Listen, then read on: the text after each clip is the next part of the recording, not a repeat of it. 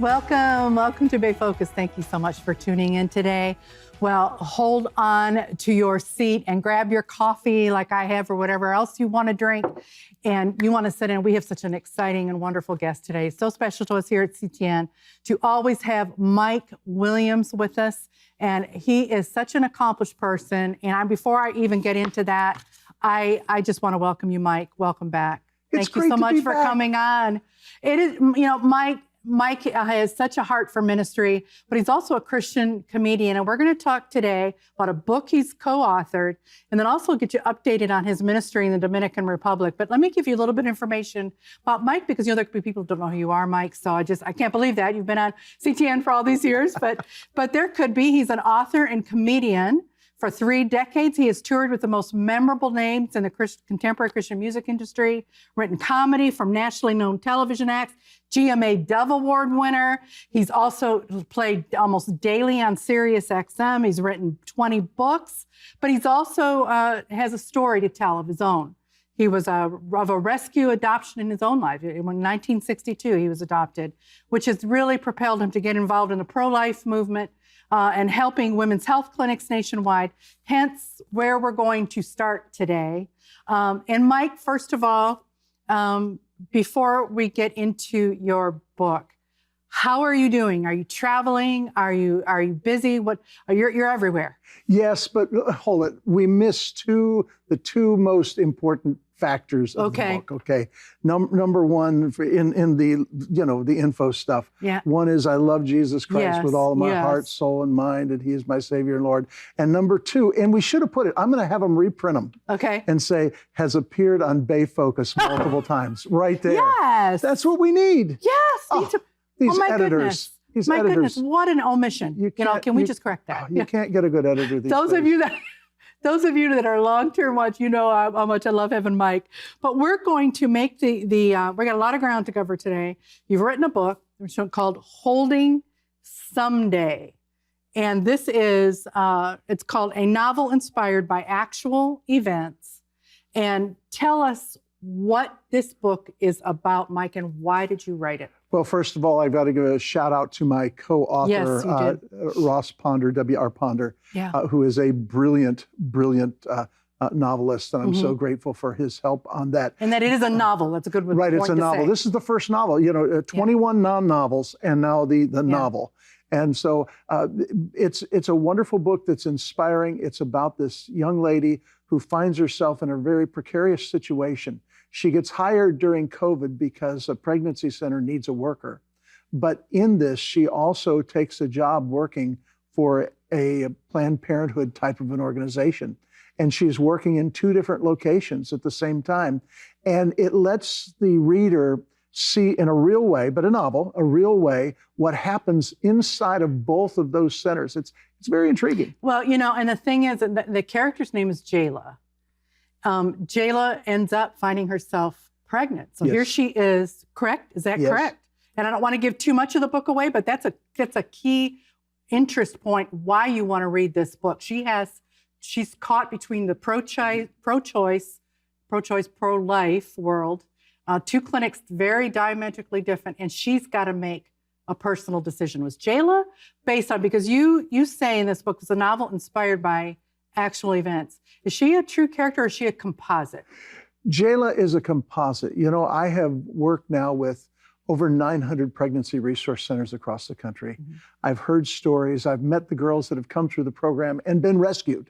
And in meeting those girls, hearing their stories went into this.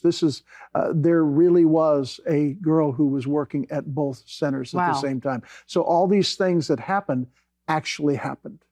That is one of the things I wanted to ask you. How could this happen? How somebody could straddle both, and I have to tell you, for reading the book, that you want to get this book because it keeps you just in suspense throughout it. You get pieces of the story as you go.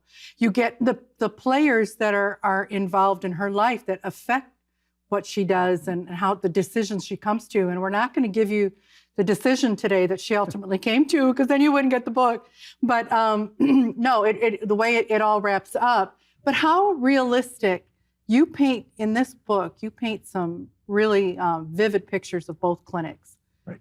Are those based on real facts, and in particularly that, I've never been in a pro-choice clinic, so. Oh, very, very much, very much. The interviews for this, in addition to the testimonies, were very real. You're going to see a real inside look. The book was not designed to make our side look great and their side look bad. Yeah. The book was designed, this is a book that you can hand to someone who is not pro-life. Yeah. And if they read it, they're going to really come to a heart-to-heart with the decision without making them feel like you're trying to push your religion or your faith or your ideology. This will truly let them make a good decision themselves for life. You show the relationships in both locations that Jayla ends up having. Yes. You show that she's got real people that she works with on both of them. And there's a few terms that I had not heard. We've done a lot with pro-life organizations on here, but I think there's a term that the pro-choice, they don't use the word abortion. Right. What do they say? Well, they like to call it removal, or sometimes they call it, are you ready for this? Pregnancy reversal. Yeah, that's the one I remember. Yeah. Pregnancy reversal. But doesn't that sound much nicer than, everybody knows abortion, we know the hot topic, but you tell a young girl, oh, we offer pregnancy reversal. In her mind, that's not an abortion. Yeah. I'm just getting this changed. Yeah. I will say, for those watching with the book, you definitely make the case for the pro-life case. So you even though you present both sides, you come out of this book really having a desire to save babies. Right. And that's the intent. You want to, correct? That you want to point people that way. Oh, yes. Yeah, and you bring in some, interesting parts of it. You bring in some governmental, legislative, the governor, shows up. I mean, different things to keep it interesting. So I want to recommend it so much, but in just a brief amount of time we have on this left, you work so closely with them. We've talked about this on Bay Focus quite a bit, but we know that the decisions are back in the state's hands, and we know after the repeal of Roe v. Wade.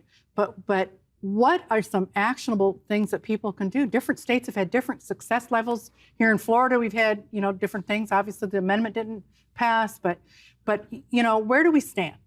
Well, I'd love to get into the fray with you on the political side sometime, but that's something we don't have time. Bottom line is, you can there are two ways to go. Mm-hmm. You can throw your money at the politics side and hope that legislation can change the morality of a nation. Yeah. I haven't seen it do that. Yeah. Spoke with Cal Thomas a couple of months ago, and we were talking about that, and he told me, he said, Mike, one of my failures early on in the ministry is thinking that somehow we could legislate morality. Yeah. And so I believe that our greatest method and tool is to support the pregnancy resource centers who are out there each and every day, opening their doors, loving these ladies, advertising like crazy, and God brings them in. And we go, why? God brings them in. Sometimes they come in thinking this is a place where they can get an abortion. Yeah. But God brings them in, and lives are changed and transformed. That's your number one way. That's your number one way to actually see a life saved. Yeah, heart change. Heart change. Mm-hmm. That is it. And as Christians, we know that is possible. Okay, now tell our viewers, we're going to hold up the book again, the best way or multiple ways they can get the book. And we're going to show that on screen too. Well, you can go to faithfultext.com. That's the part of the publishing group release, and you can get a 15% discount there. Faithfultext.com. You can order the book there. Or you can get it on Amazon. I hate to say that, but you can get it on Amazon also. And, okay. Of course, I think they have it on Prime, so you can get it yesterday. Oh, yes. By a magic drone. I love that drone. Shows up at our house all the time. I know, it's amazing. Amazing. And there's always people following it, grabbing stuff off the porch. Grabbing stuff off the drone. There. Well, there are actual drone deliveries these days. So that's hilarious. Yeah, okay, and I'm sure your book would be on the top of that drone list, wouldn't it? Oh, you know it. Yeah, you know it. They would send out multiple copies. Drone is like a stork. It would just be. All right, we're going to take a break, but we are not done. Right. Because Mike is going to update us on CUP's mission which is based in Dominican Republic and elsewhere. And you're going to be so inspired about what he's doing in this organization and those working with him to help victims of human trafficking in particular. We will be right back.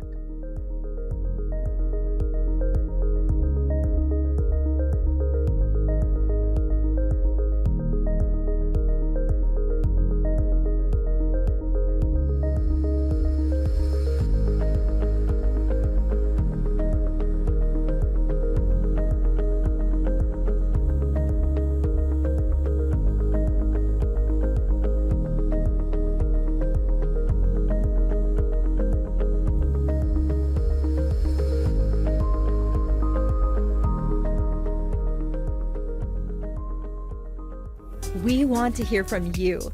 Is there an event happening in the Tampa Bay area or an organization helping the local community? If you have answers, let us know. Email us at darleneg@ctnonline.com. Find us online at ctnonline.com/BayFocus or follow us on Facebook at BayFocus TV.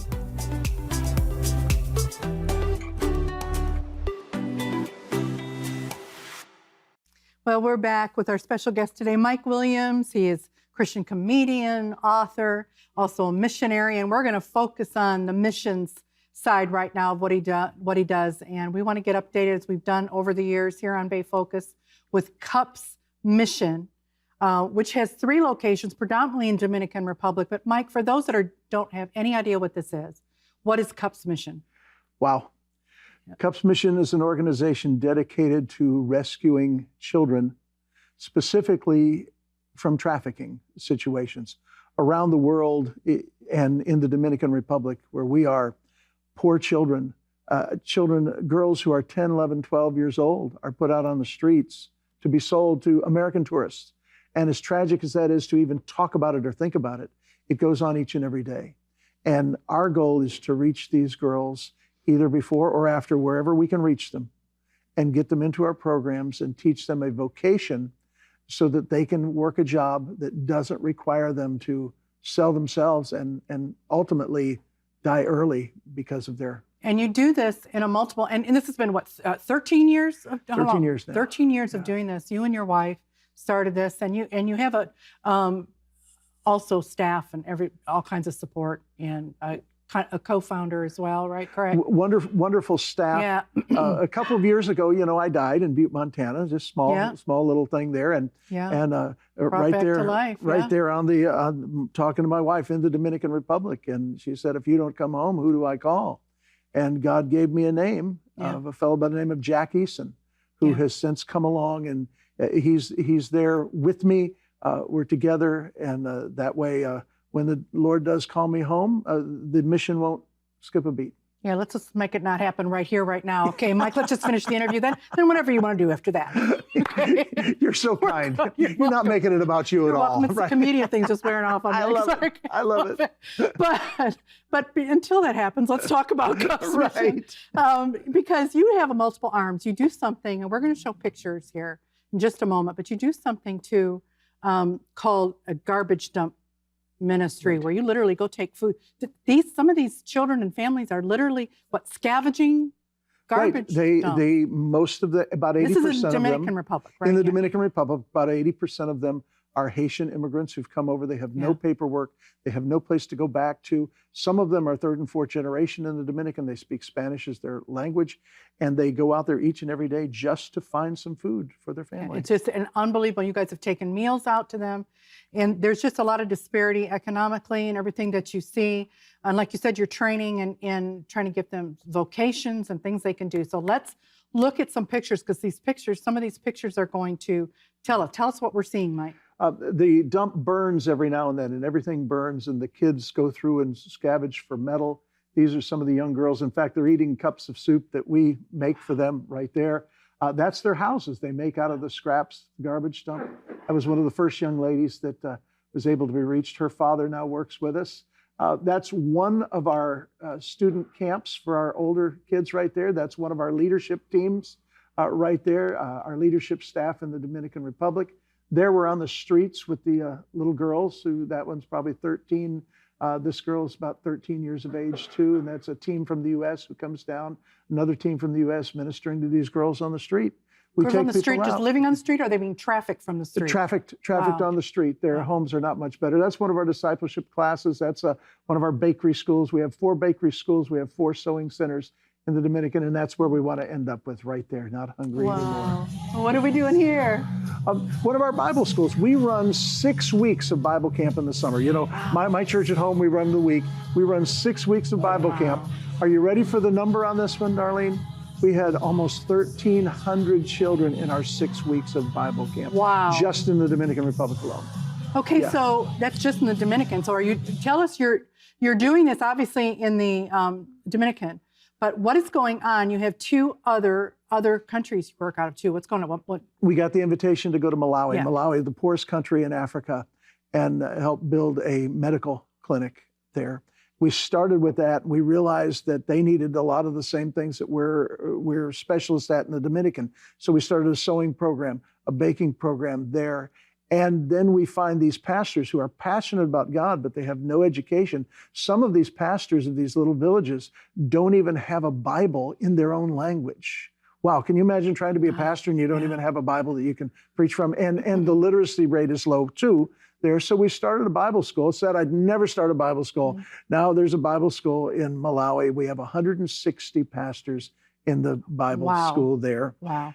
And then Mexico City, Milpa Alto, Mexico City. It's considered the black lung of Mexico City. About 6 years ago, the cartels learned of a new trade that they could get into, along with selling their drugs. They commandeered a school bus with 27 kids, harvested their organs and sold those organs right here in the United States. And they found out, wow, there's a lot of money to be made in children's organs. There's no questions at the border. It's got to come across, and they make hundreds of thousands of dollars by taking these kids. Mexico City is filled with street kids. We've got, you can't just see that and not do something about it. Yeah. You don't go to God and say, God, do you know about this? He knows about it. He let you see it for a reason. So we always say, Lord, just tell us what to do. You know, this has been, since I've been having you on over the years here, just to see the expansion of what you've done from where it first started. Crazy. Is really amazing. And, you know, in previous shows, and sometime we'll have you back to, you know, tell the story, the origins story, how they call it now, because it's the story of how you even started it. It is amazing. But we're going to go in just a moment to a clip. You've got a movie project, but you did a documentary and they were kind of linked. Set this up for us. You did one documentary, but you felt the need to even take that further. Tell us about both, actually. It's interesting. They did a little documentary about the mission, and you know, folks can watch that online at cupsmission.com. Yeah. But it was suggested that this become a movie, and so they started putting together a trailer for it. Other than helping write some things, very little to do with it. I do know that the guy who plays Moses on The Chosen plays me, which I feel really good about that. Because, yeah. Oh, wow. And I said, look, I want to do it. They said, you can never get the hair right. And we feel because he plays Moses, he might be just a little better better actor. Yeah, I know. I would make a better Pharaoh, Moses. Okay. Yeah, I will have to tell you, obviously the actor that's playing you, actually, he has your mannerisms. I knew it was you. I knew it was you. I mean, I'm serious. It was like wow, I could really tell it's Mike. But you're taking one of the stories, right? One of the stories of Joanne, who was one of the first girls that we ran into and became very close with very quickly. And it changed our life, and we knew why we were there. Yeah, okay. So we're going to go to this right now, and I want you to take a look. And this is just a really brief excerpt of it, a little bit, a taste of it on what, and these are stories, these are things they deal with on a regular basis, and we'll come back and talk right after this. Let's take a look.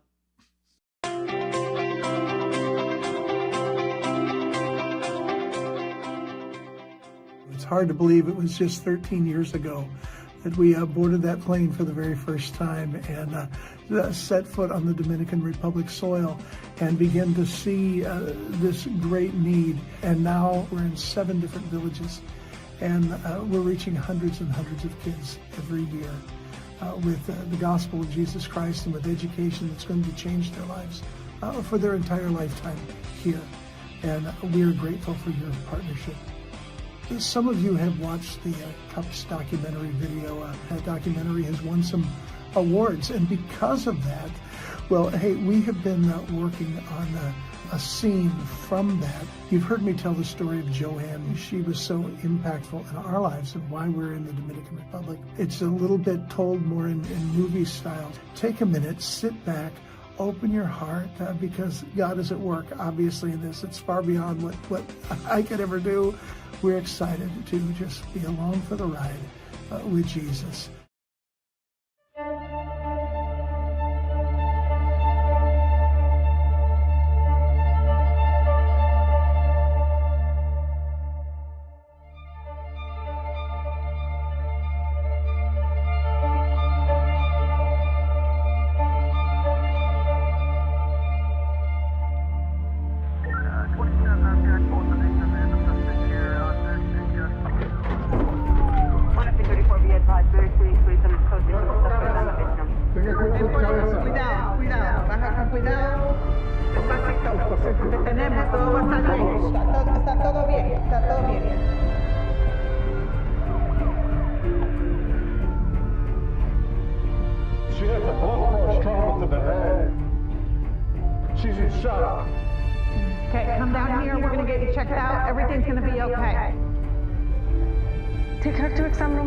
¿Cómo te llamas? ¿Cuál es tu nombre?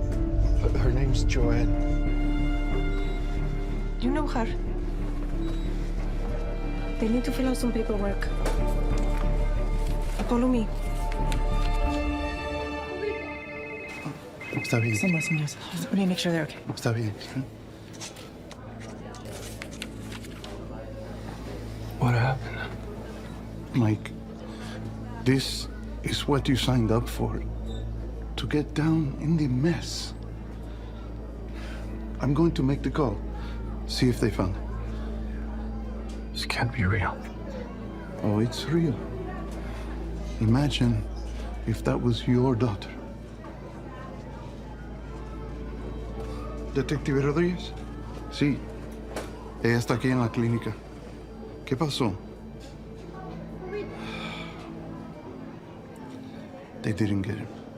They didn't find him. Sí, está bien. ¿Cómo podemos ayudar? Okay, let's have a seat right here. Verifica sus signos vitales. John, eso es su nombre. Is your name? My name is Dr. Torres. I'll be taking care of you today. Can you tell me what's going on?